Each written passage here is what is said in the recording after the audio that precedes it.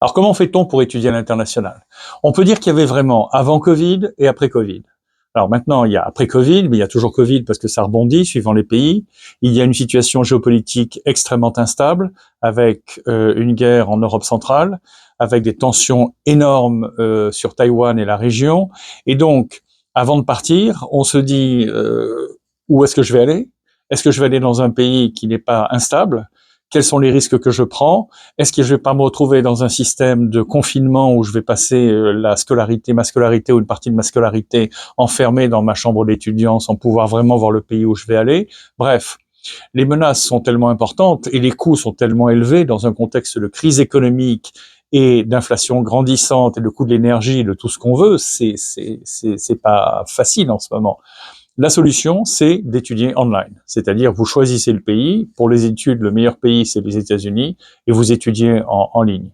Le meilleur diplôme qui va vous servir le plus pour une carrière internationale, d'étudier à l'international, que vous soyez dans le business, ou que vous soyez ingénieur, ou dans la communication, ou autre chose, c'est un MBA. Pourquoi? Parce qu'un MBA, c'est à la fois généraliste et très spécialisé.